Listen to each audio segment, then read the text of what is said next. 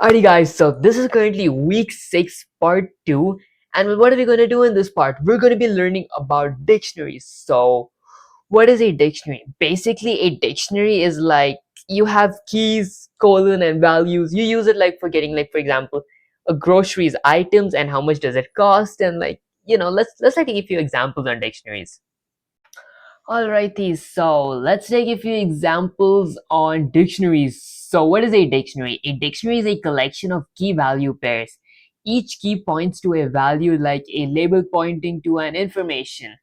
What does that whole thing mean? So like let's take an example. Let's like keep a variable called, I don't know, person, and I'll keep that equal to a dictionary. The dictionary is like the same as sets, like use a curly parentheses, but it is different because a colon, it like separates the two, like the keys from the values. Keys go to the left side and values go to the right side. So let's say that I have like a key that is set to my name, then I will add a colon, space, and a value to something like Sarah. So my key is name and value is Sarah.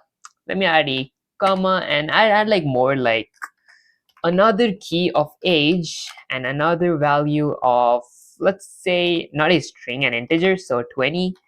And now one more. Is Sarah like a student? I don't know.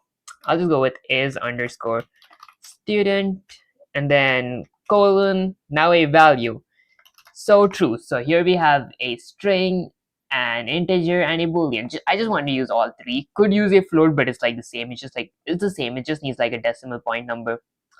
Okay, and to make it look like a little better, I'll probably just get this in a new line with Control Z, Control Z. Yeah, I'll just get this to like a new line so it looks a little better. That looks like much better. Okay, so what is the next thing that we'll have to do? So there are like a few built-in functions in the dictionaries. The first one is the .get function. So with the .get function, you get the value of a certain key. So how do we use the .get function?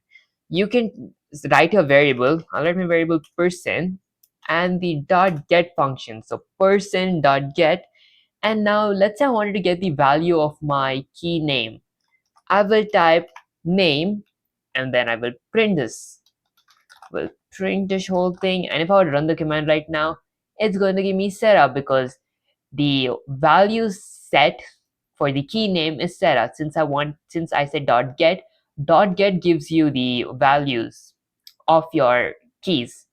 So since this was name, it gave me Sarah. But what if this was Sarah? If I Sarah, if I run the command right now, it's going to give me none because technically the .get is only to get values of a certain key. For all we know, like Sarah could be a key, but there's nothing set to it. Like if I like add one more here and like go with Sarah colon let's say girl. Now if I run the command, um there you go. Guys, this is my typos. Now if I run the command, it's gonna say girl. But well, I don't like need that, okay? So yeah, the .get function, it's just for getting the values of a certain key. Although if you type something that's not here, let me type something like, I don't know, email, that's not here, you're going to get none. It's going to return none instead of giving you an error. Okay, so what's the next one? We just got values. Let's get the keys. There's another one that's like, let me turn this to a hashtag, like a comment, and maybe change this to name again. Name. Okay, so the next one is the dot keys function. So I can reassign my, so I can like type my variable print dot keys dot keys. Yeah, I need to like work on my quick typing. Okay, now if I like print this, so what does this whole thing say? What does this whole thing say? It says my person dot keys means show me the keys of this dictionary, this variable. If I run the command, it's going to give me name, age, and a student. So name is a key, age is a key, and a student is a key. Okay, so that's the dot get. But what if I wanted to get the dot value, like all the values, not just one value, like all values? For that, there's one more stuff. This actually looks kind of weird. Let me just go here and like zoom a little out. There you go. That looks good. Okay, here. So now I can like type something like person, my variable person dot values, and if I print it, if I just print this and run the command, it's going to give me all values this time. So Sarah is a value, 20 is a value, true is a value. Sarah, 20, and true. So that's the dot values. There's one more, that's the dot items method. If like you want to get like all three, like I mean if you want to get both your keys and values. So I'll go with my person dot items and I will print this too. So go here and print. Now if I run the command, it's going to give me my dictionary items. So name, Sarah, age 20, is student, true. So yeah, that's the dot item. And you guys like remember like how we learned about nested loops, not nested loops, for loops in the week 5 part 2. Yeah, let's like use the dot items in the for loop. Let's go with something like for, and now usually we just create a variable like for x in my person and then print x, and if I like run this command it's just going to print name, ages. Yeah, but we're not going to do that because we want the we want both, we want the items too. So you need to type person dot items.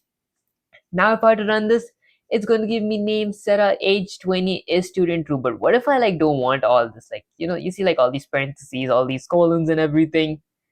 Well, for that it's almost correct, but I will like print an f string. So I'll print an f string, add a colon, and like change this for my for every key and value. Since that's key and that's value, I'll just change this to for every key comma value. I will print an f string. I'm just curious though, what happens if I like just print x again? Or no, I cannot print x. Yeah, never mind. What happens if I just print my keys comma value, key comma value? If I run it, I get that. Okay, okay, back to where we were. I'll make an f string here and add a pair of parentheses, and now I type my key here, then colon, my space, and like my value. Okay, I mean both are, this is actually the same as just what I just did right now, but I just learned it in this way, so yeah. Okay, so it's gonna give me age Sarah, I mean name Sarah, age 20, is student, true. But what if like you see these colons is too close? There's one more thing you can add here. If you just add, this is like the format specifier, so if I hit colon and like something like 5, it's going to get these to like 5 spaces. Like this is like 1, 2, 3, 4, 5, and it's in the sixth. Actually Python starts counting from 0, so name is 0, that's 1, that's the m is 2, e is 3, this is 4, and that's 5. Yeah, let me get this back to 15 because I want everything like in the same line. I think like 10 maybe. um let me go with 11. All right, yeah, that looks much better. Okay, so for every key comma value in my persons, I use the dot items method because the dot items method gives me both my key and my values um from my dictionary, and I get that. Okay, so next, what if I wanted to check like if there is a certain like if a certain key exists in my dictionary? I can use the, let me just make this a comment as well. There you go. Okay, I can use the if key in the my values, like if key in my variable method. So let's say if my variable, I don't know, name in my person's dictionary, I will print it is there. Else I will print it is not there. Okay, so what does this say? Let me just shrink this a bit. Okay, so this thing basically says if my string name is in my person's dictionary, print it is there. Else, if my name is not in my person's dictionary, print it is not there. If I were to run the command, it's going to say it is there. What if I change this to something like house? If I run the command, it's going to say it is not there. So yeah, if you guys want to ever check if there's something in your key or like dictionary, print it is there. I mean, use this function. Okay, So yeah, that's like basically it for dictionaries. Wasn't that complicated, was it? I mean, even if it was complicated for some of you guys will eventually get used to it. Like it just took me actually like a week stuff to like learn about these things. Like it was kind of hard, but then if you guys just keep at it, keep going, it's gonna get pretty easy. And if you guys teach others like how I'm teaching, it makes it even easier. Because if you can explain something, it's you know that perfectly. Alright, so that's basically it for this video. So if you guys enjoyed this video, don't forget to like, share, subscribe. Liking helps with my algorithm. Sharing is like, you can help others too with this video. And subscribing is like a cherry on top. And I'll catch you guys in the next video. Peace.